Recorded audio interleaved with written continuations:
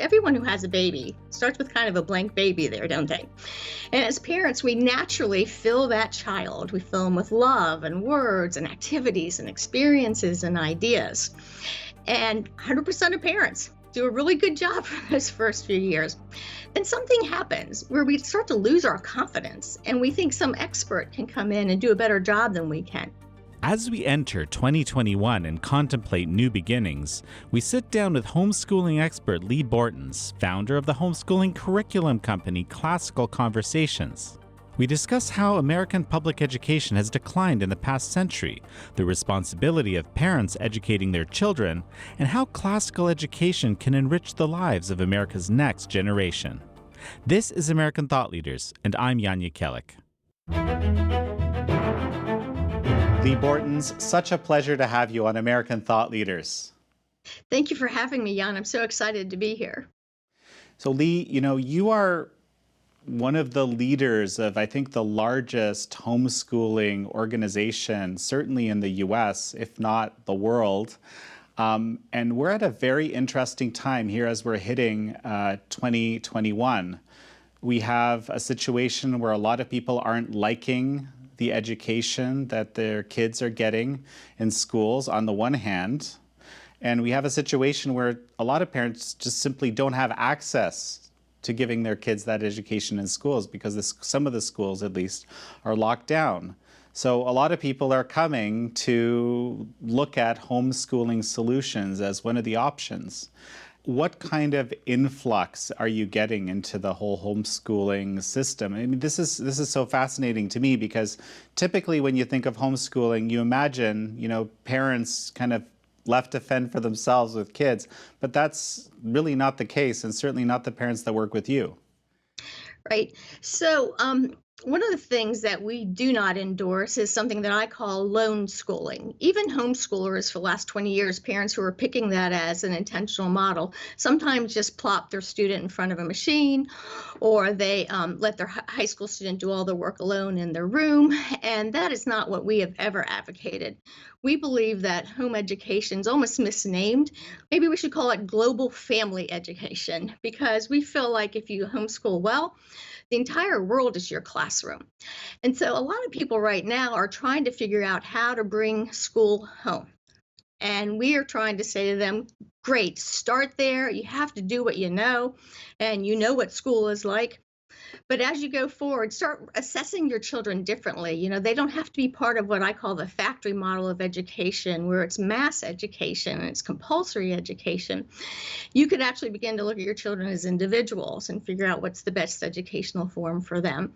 And something that Classical Conversations is famous for is believing that homeschooling, parent-led education, is possible for everybody, because we live in a country that relies on every voter, every citizen, to participate in what we are doing here as a country. And if we think people are incapable, that says something, a different message than I want to send to people who love freedom and want to take part in the duty and responsibility of being an American citizen. So what's been really interesting is through this last election cycle is to see how far we've come in our understanding of our history, our understanding of the Constitution, and then just things like, where is this kind of wildness coming from with fathers being absent and parents not being responsible for their children? And so we're seeing, more violence and, tearing down the statues. And so one thing that the coronavirus and the current movements have done is shown us that the public schools have succeeded. They made egalitarian education down to its lowest denominator, and now nobody knows anything. And we're trying to say we can rebuild those schools. We can repair education. We can make it so that your children actually are intelligent, engaged citizens, but the government does not have that as their prime motive. And so you're going to have to look elsewhere if that's what you want for your children. So tell me about the principles of a classical education, and how does that contrast with what we see typically in the public education system in your view? So to be efficient with children in a group setting, you need a lot of handouts.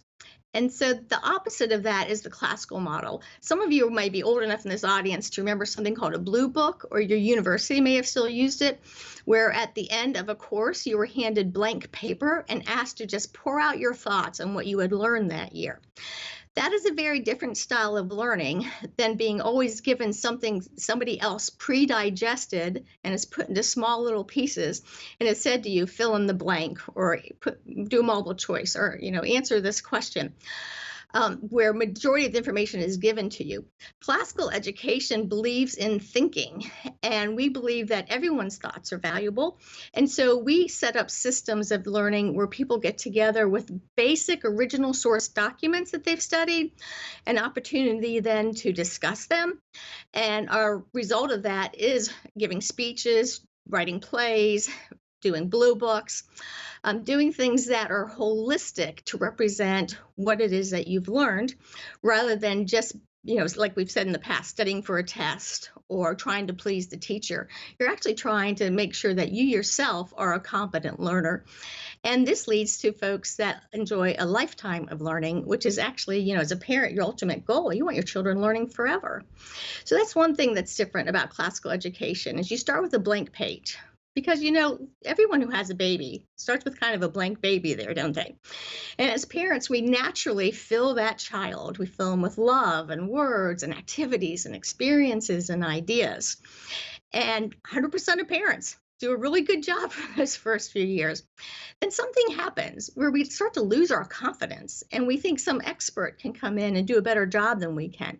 And part of that's because of how we've been conditioned, right? We've had public education, compulsory education, since the 1920s in our country. In some areas, you had it earlier than that, but no one was expecting anyone to go, to school full time or past 8th grade. So we don't really know how people used to be educated. We assume the only way to do it is the way that we're doing it now, instead of really doing some research into the various modes of how people have learned for, millennium. And so as classicalists, that's one of the things that we're always doing. We're saying, I don't know how to do this, but I bet I can find out somebody who does. And one of the reasons we love community so much and we get together in weekly programs is I've begun to learn who are my best friends who are also working with their children that maybe are better at math than I am, or better at Latin, or have read a book I haven't read, or can help me lead a discussion, or can take my kids to glass blowing class. Right? There's so many things we can do as parents who love our children if we would unite with each other. And I imagine in the early days of education, that was probably done a lot. Right now, if parents went into the school system and tried to reorganize things, that would not be really welcome, would it? No, that's very interesting. So if I understand, you actually provide a framework for these different parents to work together. I understand you have, 120,000 or more kids enrolled in various, I guess, variants of the curriculum that you offer in your kind of umbrella. These families are working together, as you say, as possible, I suppose. And so how does that work? Is it do you give them a very kind of strict curriculum as a public school would, or is it something that parents need to develop on their own working with these other parents? Yes, let me explain a little bit about how we do this. So I believe that education has to do mostly with an adult that loves passing information on to a child. It's not always the parent, right? Parents might go and get somebody else to help out with that. But a lot of time when children can't learn something, it's because nobody's hugged them that day, or they haven't eaten, or maybe that's the year they're growing. Their body's growing 12 inches like one of my sons did in a year. They're not going to learn much academically the year that happens. And so what we've done is we've said across the United States, we find leaders who are willing to use the curriculum I developed as a spine. And parents with their children meet once a week together, and they work on classical material. With our youngest children, kindergarten through 6th grade, it's a lot of parent-directed activities that are really responsive to the learning style of young children. And then as the children get older, their parents still are involved, but less involved because they're older. You've raised them to learn. And so then the older children get together and they kind of complete projects that we've assigned them and work assignments for at home. And then when they get together once a week, they work on what we call their dialectic or rhetorical skills. So let me give you an example. You may read Hamlet at home, but you want to get together once a week with other students and other adults that have also read Hamlet and say, let's put Hamlet on trial, or let's read it aloud as a radio play together. Do we want to put costumes together? Right? So there's a lot of education that's on your own, especially when you are older. You're reading and thinking and wrestling and writing. But you still want to know that other people are encouraging you and maybe looking into the same kind of ideas. And so we provide an opportunity once a week for the parents and the students to get together and complete the work for the high schoolers. And to us, again, the completion is that they're asking questions and doing projects together and discussions as well as presentations. Our youngest children do that also in the programs, but at a much lower level with a lot of chanting and games and crafts and singing and that kind of thing. And so there's parents who, through no fault of their own, right, have not maybe had the best family life that they were, to grow up in. And so we provide an opportunity to say to one another, hey, let me help you with this. I see that you're struggling. But it's one day a week for 30 weeks. It doesn't destroy anybody's home time or family time. And we did that intentionally. We put the curriculum together in a way that we work in 2 brief semesters really intensely on our academics, because I love delight-directed activity. And I want a good half of the year to look at my children and say, yes, we're going to go surfing and skateboarding and glass blowing and the other things that we do. But if we don't have some accountability and a schedule, it's a little bit harder to get through calculus and through Latin and through reading the Aeneid. And so having this peer group for our older children made it so that if I was giving birth or a baby was sick, my older children still knew every week they're going to have a group of friends that read the same book and did the same assignments, and they're going to go and work on them together and complete them together. So that's basically how Classical Conversations works. So Lee, this is really interesting. Classical Conversations has the Christian worldview as a kind of underpinning, I guess you could say. What just struck me as you were speaking, and what you're describing is a way to promote free thought, I guess, among students and the ability to think. Very typically, the Christian worldview, I guess, in the public sphere is portrayed differently. I'm wondering if you want to speak to that a little bit. Sure, and they may be portraying it right, or correctly. Anecdotally, there's all kinds of people that are really good at doing things and really bad at doing things. And so what we try to do is avoid what we call the silent slap. I don't know if hand motions are appropriate or not, but the dialectic questions can be really well represented by hand motions. So Jan, and you and I may be doing this. We might not quite agree with each other, and we're pressing on each other on an idea. And sometimes we might do this. We're like totally in agreement with each other, right? We're one in thought. And then other times we may be mad at each other, and talking hurts, but we got to do it. We got to do it. But the one thing we don't want as thinkers is the silent slap, where there's nothing in opposition. We want to always be thinking through what is it like to be in somebody else's shoes. We know that our vision is limited. That's one thing that's really that I love about Christianity, is that we know we don't know everything. But there's the thing, we do know someone that does. And so we're trying very hard to make it so that everyone we meet has the ability to work with all kinds of ideas, so that as parents, you can help mold your children into thinkers. One of the things that I don't like is when I hear parents say, well, I want my children to have their own ideas. Well, we're seeing the result of that right now. Nobody has their own original ideas. They all came from somewhere. And so they can come from your secular school model, or they could come from your church, or they could come from your employer or from your parent.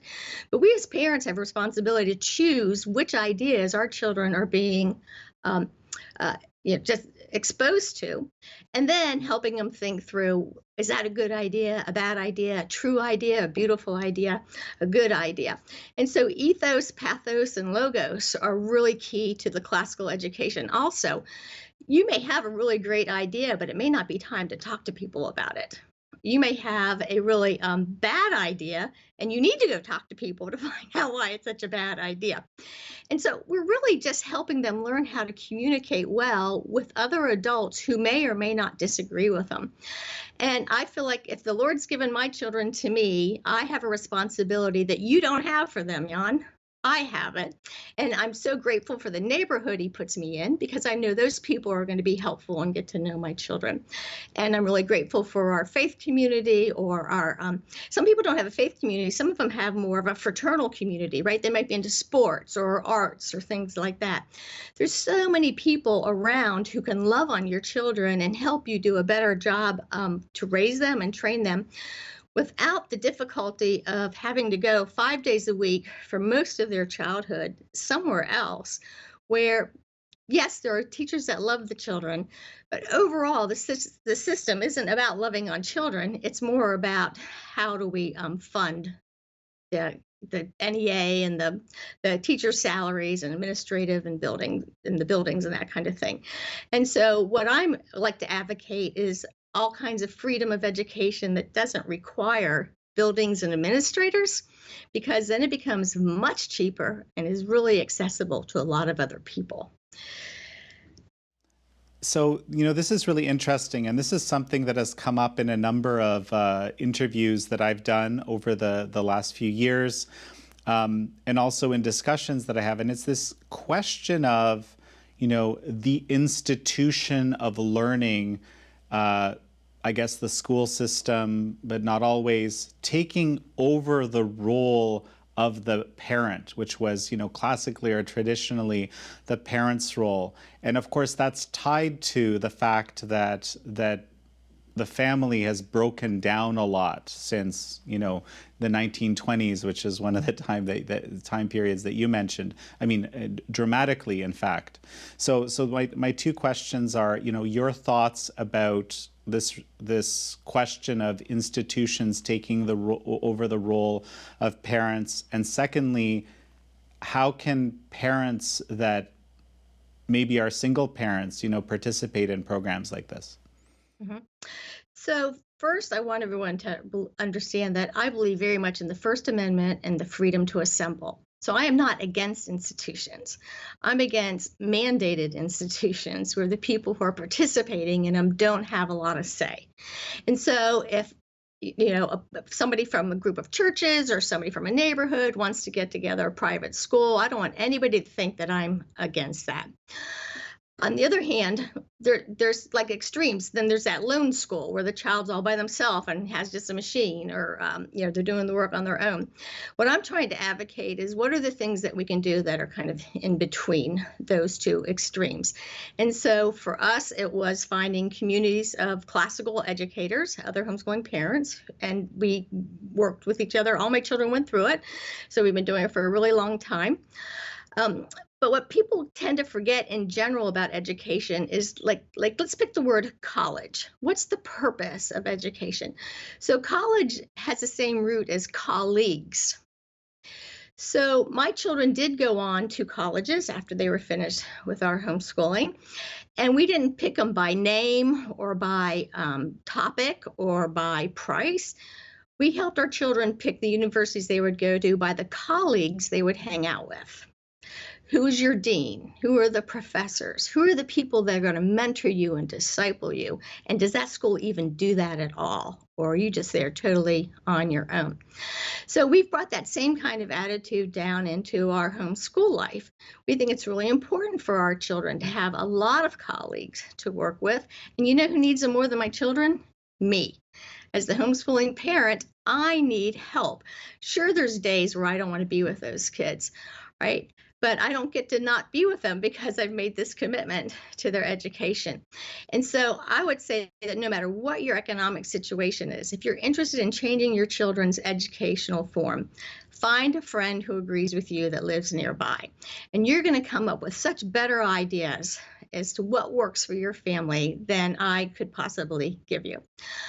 On the other hand, if you are tentative about that, you are welcome to join Classical Conversations, and a local director will include you and your children and help as much as you can, or as much as they can.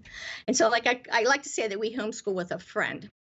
So the other part of your question was about people who maybe can't afford to do something like this. Is that correct? Both perhaps financially, but also just from a time perspective.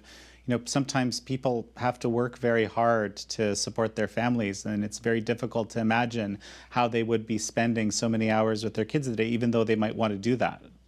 Sure. So, we all govern our own time and our own finances. And so, if somebody comes to me who's really struggling in that situation, I try to help them see what their resources are because they usually have more resources than they realize. It's just because we've thought so narrowly about education, we haven't really looked abroad. And as an example, I had a friend who went through a serious health issue right when her husband asked for a divorce. And she came to me and said, "Ah, that's it, I'm done." And I said, "Could you just wait like 24 hours, see if something comes up?"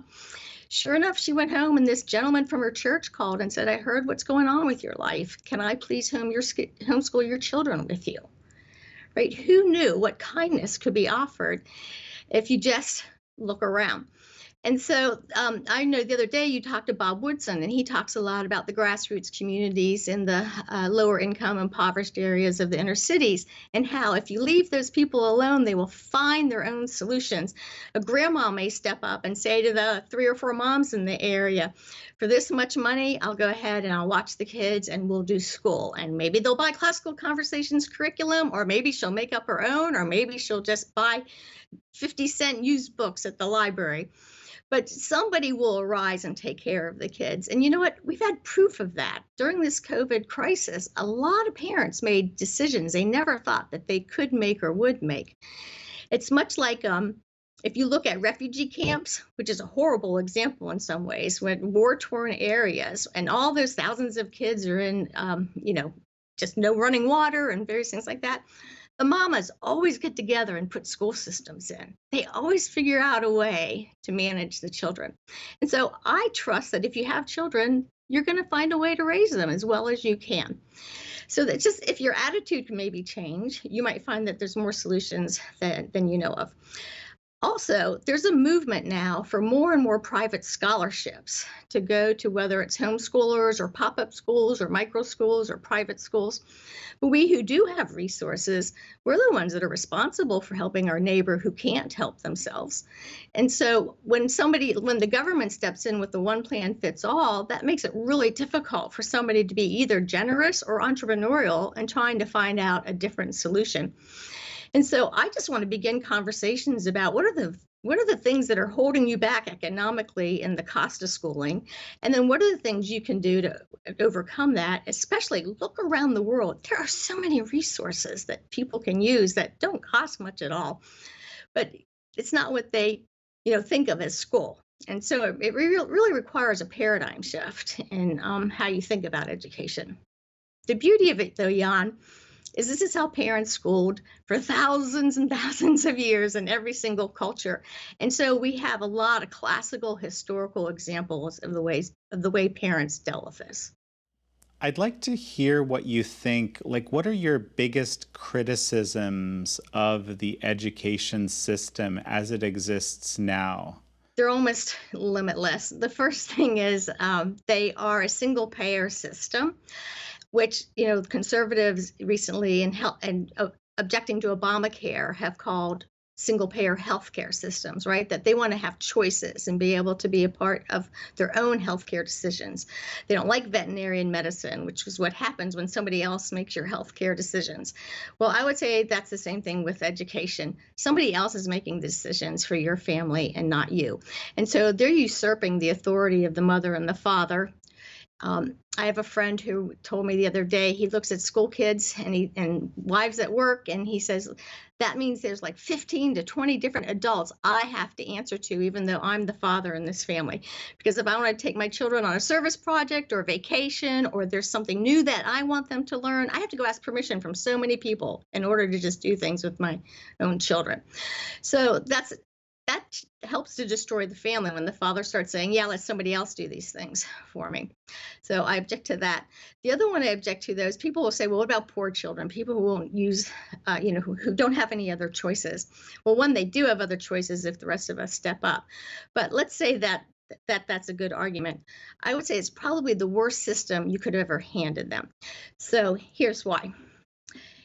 If I live in a home where there's not a lot of love and I go to kindergarten, and this is true actually for almost all kindergarten children, I fall in love with my teacher. She plays games with me and teaches me things and makes the class be nice to me. And it's just a really great situation. And that might be true in kindergarten and first grade and second grade. But now all of a sudden, I don't have a homeroom teacher. I have 5 teachers. I have the math teacher and the social studies teacher and the PE teacher. And some of them love me and like me and help me, and some of them maybe don't help me as much as they did. And so that might happen to you in second or third grade. So this idea of an adult being at the school who really is your mentor and looking out for you starts to diminish. Then by fourth or fifth grade, you start looking around and you go, you know who's with me every year? My peers. And children who are in such dire need of adult direction are in a system that requires you to count on your peers. And so grade after grade, that continues. Now, I'm actually for my children having friends, everybody having friends, but I want them to know that their peers are not their authority, because I want my children to grow up to become adults, not grow up to become children. And so it's not a situation that I would recommend at all for a single parent or somebody who is low income and is trying to help their child to grow up to be a man and a woman. They're going to do that no matter what, right? Give them enough calories. But you want them to grow up to be a man and woman of virtue, a man and woman of sacrifice. So someone who has eyes to see and ears to hear and can attend to the needs of other people. And that tends to be not what is modeled in an institutional form of education where the adults rotate in and out by the hour. Right. It used to be when I went to school, I had the same homeroom teacher through 6th grade. So I could tell you each year, besides my parents, who I loved. I don't think children can do that anymore. And I would want children who are in desperate situations to be able to identify who loves them. So that's why I'm against that situation. So one thing that just struck me is, we live in a culture, I believe, that seeks to minimize suffering at every turn, right? And just sort of, I guess, in some way, challenges and difficulties. There's, the whole process of education from a certain perspectives requires some level of suffering, some level of a difficulty, and so forth, right? But it just seems to me that this element is increasingly absent, or attempts are being made to reduce it to a level where people don't end up getting the challenges they require to gain some of the, I guess, virtues that you just described. Yeah, I mean, if you read the mission of the various schools that were started in the United States 300, 400 years ago, they all had some sort of mission based around virtue. And you can't walk under a school door today and have anything like that. In fact, one time I saw a school that had on their, those movable billboards that said, we're preparing our children for the future. I want to know which adult in that building knows what the future is. We as classicalists believe you can't know that. And of course, the present's the same way, because as soon as you're in it, it's gone. But if you know the history of your people, of the world, of thought, you have a lot of tools that you can rely on in order to go forward. And if you read the classical books that are considered classical because they speak so well into the human condition and how to overcome people, you're just equipped with so many stories so that if you see somebody doing something wrong, you can think, oh, that's not what Laura Ingalls Wilder would have done, right? You have a whole series of people who are continuing to mentor you because you know how to read well and you know how to associate time periods of the books that you read with the issues that they were dealing with at that time. And so, when we read the classicalists, we may not have anybody really worried about COVID virus or how do you fly an airplane in some of the older books. But there's lots of issues that deal with, like do no wrong with medicine and the Hippocratic tradition, or how do you, what's the purpose of war, or what are the outcomes of any of, the human conditions that you could describe. And so it just our children are just better equipped if they have a lot of friends they've read about who've been through things that they too may go through. So you've got, like, the book The Hiding Place, where it talks about Protestants hiding Jews from Hitler, or you've got books like Homer and the Aeneid and Odious and the Iliad. Sorry, the Aeneid is Virgil. And I remember one day my son came off the basketball court and he looked at his teammate who was also in classical conversations. And so they're in high school. And he said, "Stop acting like Achilles. You're just whining." And his friend looked at him and said, "Yeah, well, you're acting like Armageddon." Agamemnon, or you think you're Agamemnon, here saying? we Yeah. go. Yeah. And you're not sharing and you're not leading. Right. And so, I don't care who wins or loses that basketball game. My mother's heart soared because I know these young men have other men to look at as they go through their lives. Because, you never know when you're going to lose your mother or father or your grandparents.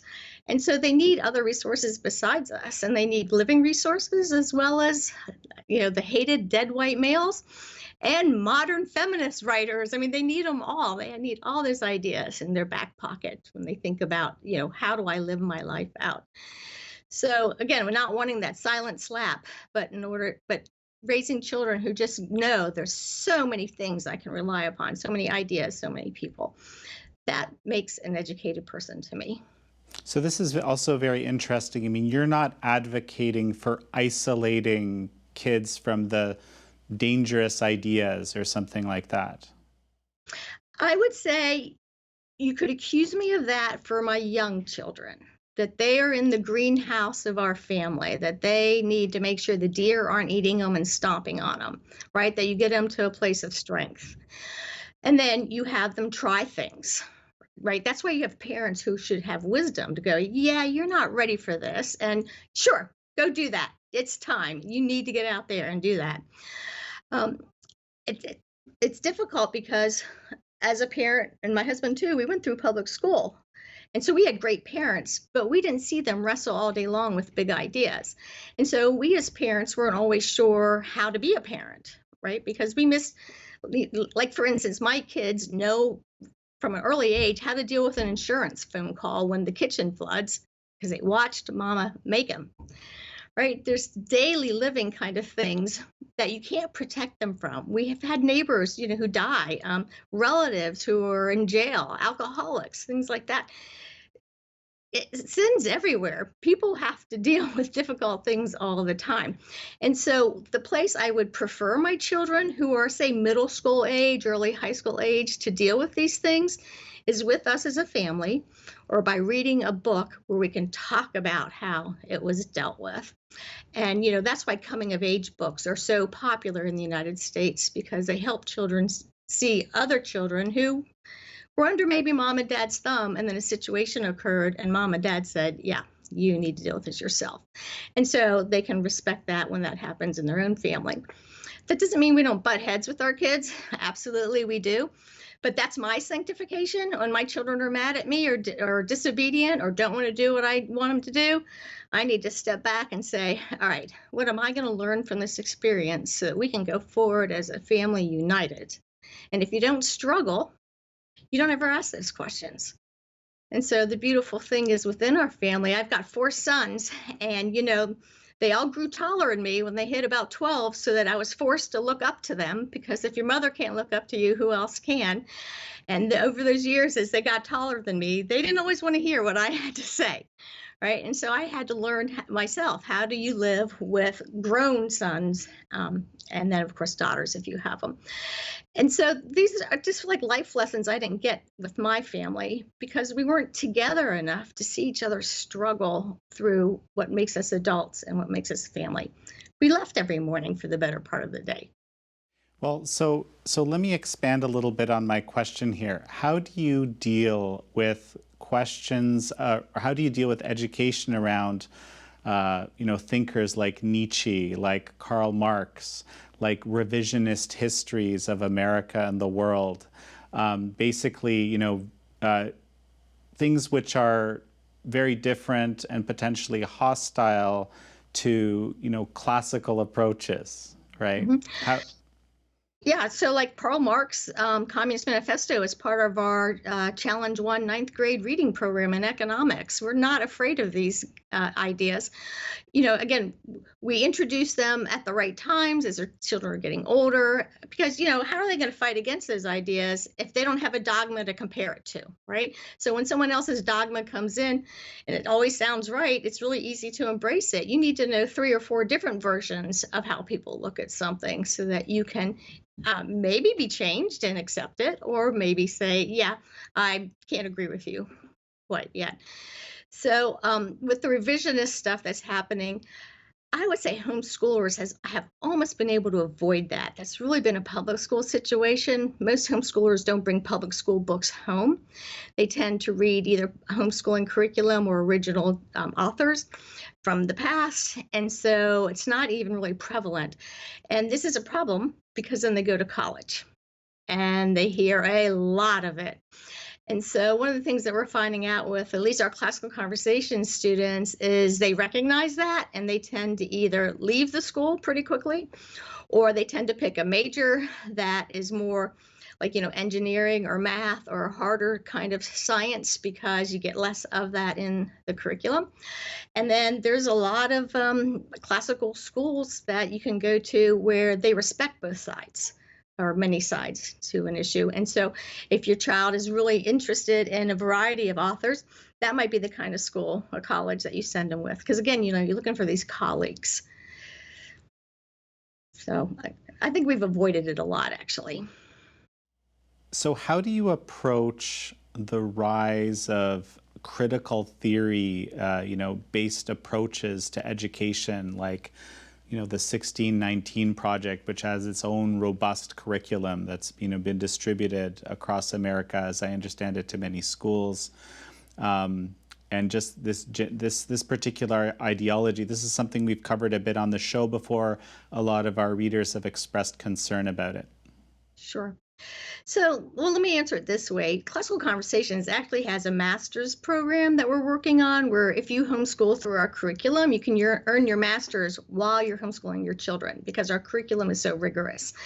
And one of the things that we've faced is some of the textbooks that have been introduced by the professors that we're working with have had some of the critical race theory things in the introduction, or maybe even part of many chapters in the books.